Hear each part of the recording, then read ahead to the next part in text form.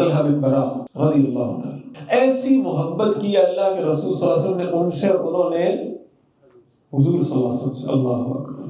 یہ نوجوانی میں بیمار ہوئے، نوجوانی میں بیمار ہوئے، تو روایت میں آتا ہے کہ حضور صلی اللہ علیہ وسلم ایک دن میں 2 مرتبہ ان کی عیادت کے لیے جاتے تھے، ایک دن میں 2 مرتبہ ان کی عیادت کے لیے جایا کرتے تھے۔ ایک دفعہ بیماری کی شدت اتنی بڑی کہ بے ہوش ہو گئے، تو رسول اللہ صلی اللہ علیہ وسلم ان سے ملنے آئے۔ کس سے بھائی؟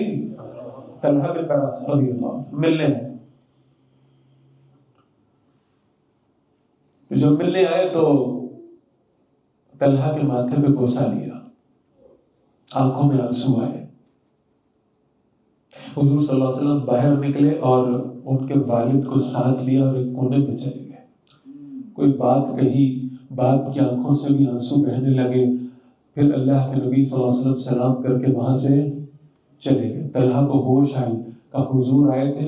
ماں نے کہا آئے تو تھے، تمہارے ابا کے ساتھ کسی کونے میں جا کر کوئی بات کر رہے تھے۔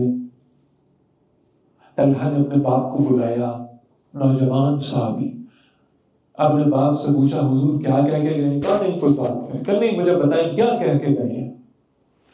باپ نے کہا اللہ کے رسول فرما رہے تھے آج شام کو طلحہ کا انتقال ہو جائے گا، آج شام کو طلحہ کا انتقال ہو جائے۔ بھائی اپنے مرنے کی خبر انسان خود سنے تو کیا خیال ہے؟ اور باپ نے کہا کہ حضور کہہ کے گئے ہیں صلی اللہ علیہ وسلم جب طلحہ کا انتقال ہو جائے تو مجھے فوراً خبر کرنا، میں خود آ کے طلحہ کا جنازہ پڑھاؤں گا۔ اس سے بڑی کوئی سعادت ہو سکتی؟ میرے لیے میرے نبی کہتے ہیں اللہم اغفر لی، اللہم اغفر لہو کہتے ہیں، تو کیا خیال ہے؟ کوئی شک ہے میری مغفرت میں؟ کوئی شک نہیں۔ حضور کہہ کے گئے کہ مجھے اطلاع دینا، میں طلحہ کا جنازہ پڑھنے خود آؤں گا۔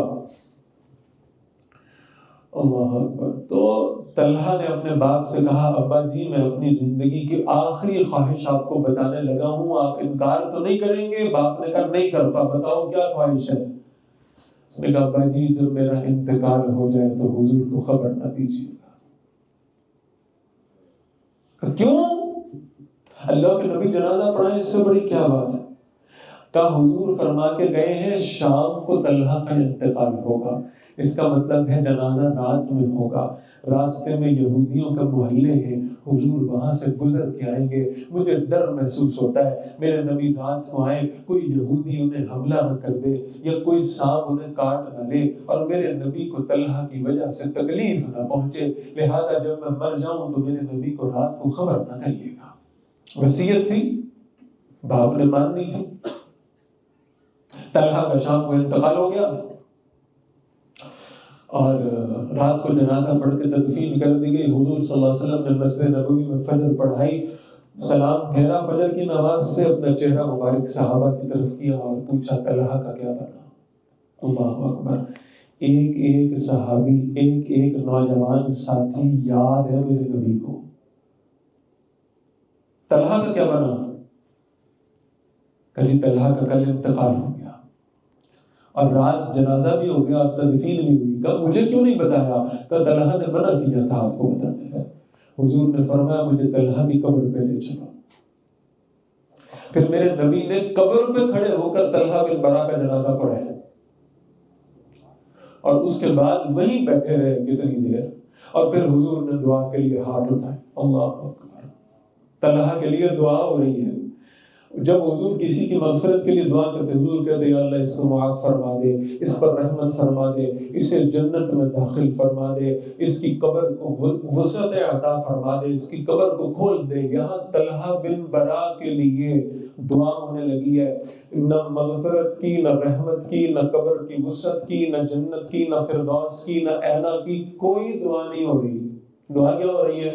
اللہ کے رسول ہاتھ اٹھا رہے ہیں صلی اللہ علیہ وسلم اور دعا کر رہے ہیں یا اللہ جب میرا طلحہ تجھ سے ملے نا تو اس سے ایسے ملاقات کرنا کہ تو طلحہ پہ مسکراتا ہو اور طلحہ تجھ پہ مسکراتا ہو، ایسے ملنا کہ تو طلحہ پہ مسکراتا ہو طلحہ تجھ پہ مسکراتا ہو۔